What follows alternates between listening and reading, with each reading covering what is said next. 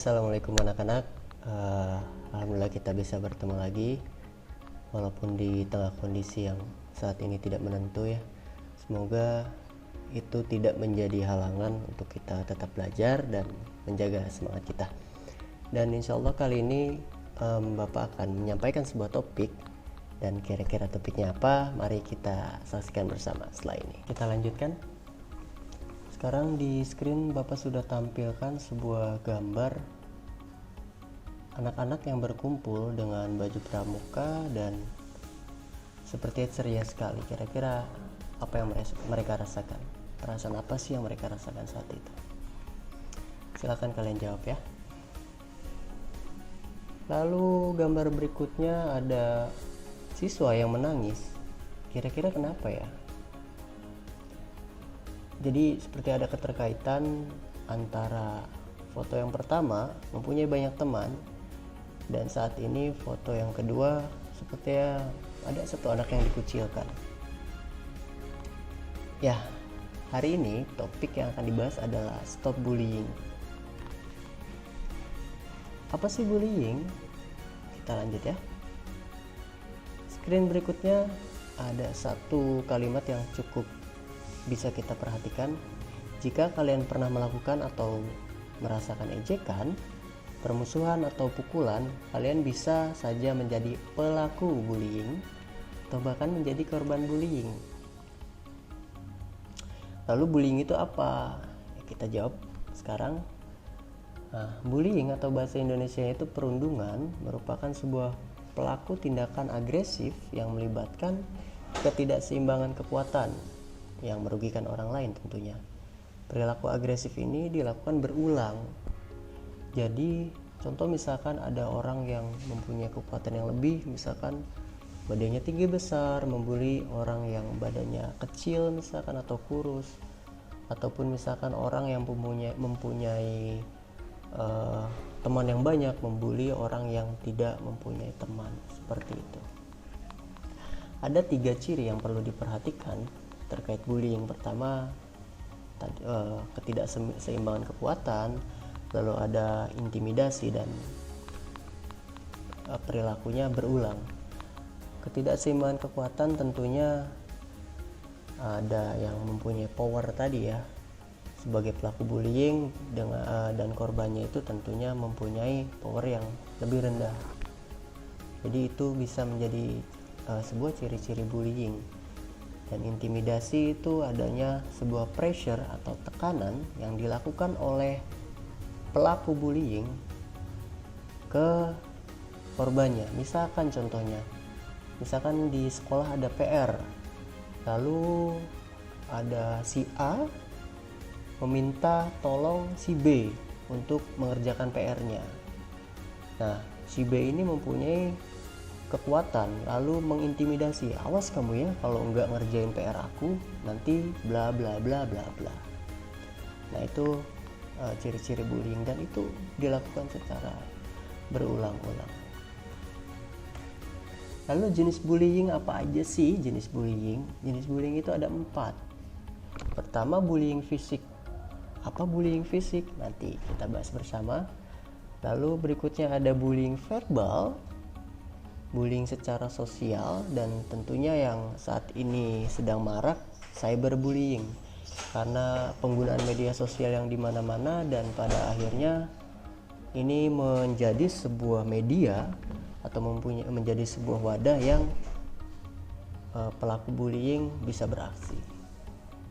Kita bahas satu persatu. Bullying secara fisik.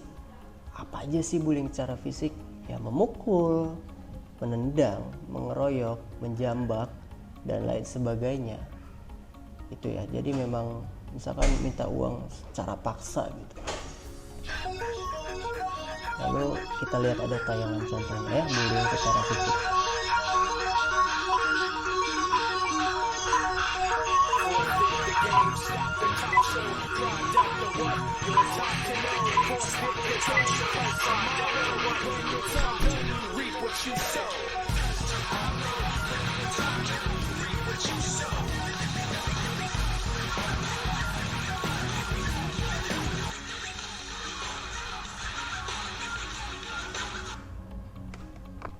Ya, contoh tadi merupakan bullying secara fisik ya, ada pemukulan yang dilakukan oleh tiga orang terhadap satu orangnya kayaknya terlihat cupu seperti itu, dan tiga orang itu terlihat badannya gemuk-gemuk besar gitu kan, melakukan pemukulan kepada orang yang satunya. Lalu selanjutnya kita bahas bullying verbal. Apa sih bullying verbal? Bullying verbal itu menertawakan teman ketika misalkan dia punya kesalahan, ataupun misalkan contoh seperti ini, ada teman kalian yang badannya kecil, jadi ketika memang badannya kecil kalian menjulukinya cungkring, ataupun hidungnya minimalis. Ketika hidungnya minimalis, kalian save nama teman kalian itu di kontak handphone kalian, ataupun kalian memanggilnya itu pesek. Itu juga merupakan suatu tindakan bullying secara verbal. Tindakan bullying secara verbal banyak ya tentunya contohnya, tapi beberapanya yang tadi.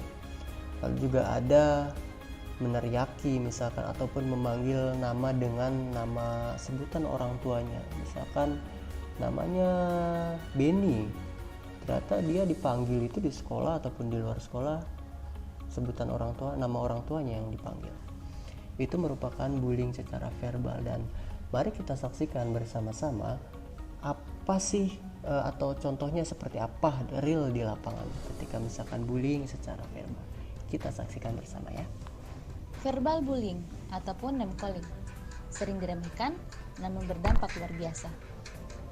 Hai gendut, Ataupun kamu udah kula, sering diremehkan dasar cupu. namun berdampak luar biasa. Harap. Hai gendut, kamu udah kula, dasar cupu. Cebol, untuk Arab. Pesek, gue cuping. Nah, itu merupakan contoh dari verbal bullying. Kayaknya biasa aja sih ya, tapi sebenarnya sesuatu yang biasa itu belum tentu biasa bagi korbannya. Ya, mungkin kalian ya Pak, nggak apa-apa, dia kan memang gendut, terus memang dia nerima kok dipanggil gendut. Tapi coba tanyakan dari hati ke hati, apakah benar dia menerima panggilan-panggilan tersebut. Oke, selanjutnya kita bahas terkait bullying sosial. Bullying sosial itu apa sih? Bullying sosial itu bentuk perlakuan ketika misalkan dalam sesi sosial atau pertemanan. Contohnya misalkan dalam satu kelompok pertemanan, kalian tidak mau misalkan ada satu orang yang tergabung tapi dia itu tidak sesuai dengan karakter kalian, jadi dia dijauhi seperti itu. Jadi tidak boleh ikut bermain, mengucilkan teman kalian, atau menolak untuk belajar bersama dan lain-lain. Contohnya apa? Kita lihat videonya bersama ya.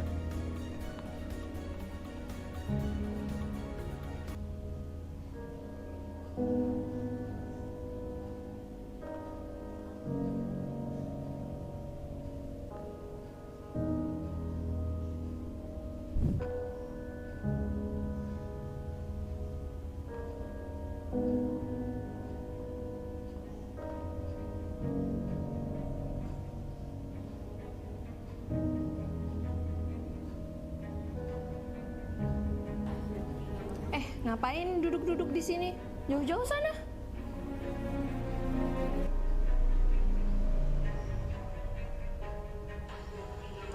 Ngapain duduk-duduk di sini? Jauh-jauh sana.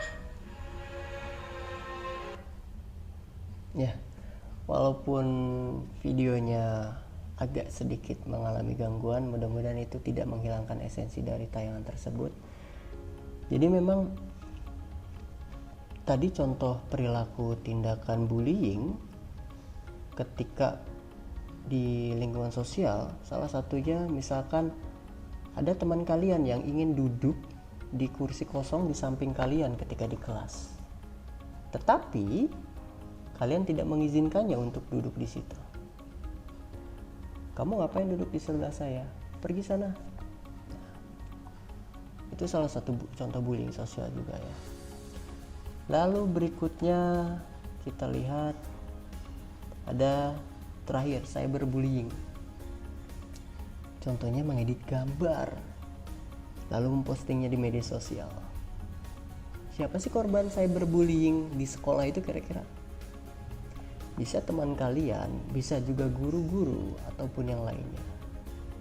Banyak fenomena-fenomena ditemui ada siswa ataupun guru diedit gambarnya sedemikian rupa ataupun aneh, lalu diupload ke media sosial ataupun di-share ke grup-grup seperti itu. Ataupun misalkan contoh kecil stiker ya, stiker di WhatsApp, stiker diedit-edit lalu ada tulisan, itu bisa jadi bentuk bullying. Dan ini merupakan, kita tonton contoh videonya.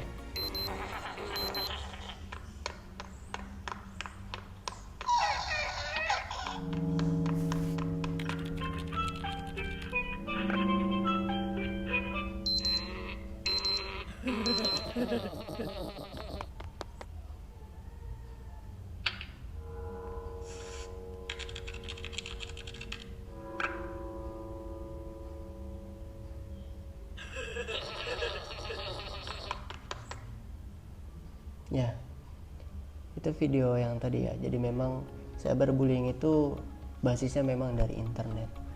Makanya harus hati-hati. Kita tidak tahu apakah orang yang diedit gambarnya itu rela atau tidak.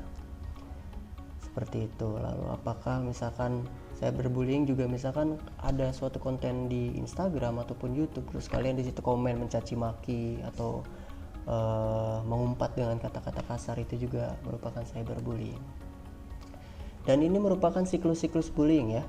Jadi memang di situ ada korban tentunya, ada pelaku, follower, terkadang ikut melakukan follower itu ya, ada supporter mengambil bagian dari bullying, ada pasif supporter. Pasif supporter itu cuma ngelihat aja, sama seperti penonton yang tidak terlibat.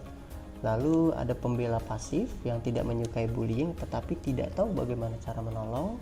Dan terakhir yang paling bagus adalah pembela, tidak menyukai bullying dan berusaha untuk menolong. Nah, kira-kira posisi kalian di mana?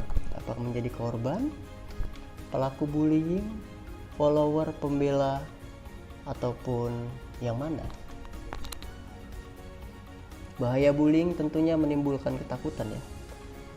Banyak beberapa permasalahan yang akhirnya itu sampai bunuh diri ataupun gak mau sekolah, terus juga menimbulkan dendam, kekerasan, atau membahayakan nyawa.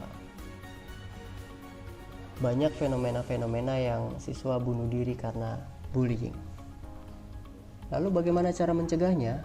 Berikut adalah tips-tips mencegah bagaimana bullying agar tidak terjadi di diri kita, di diri kalian. Hindari memakai atau membawa peralatan mahal, hindari cari gara-gara terhadap pelaku bullying. Lalu jangan berada di dekat orang yang suka membuli, dan tentunya jangan ikut-ikutan melakukan tindakan bullying dalam bentuk apapun.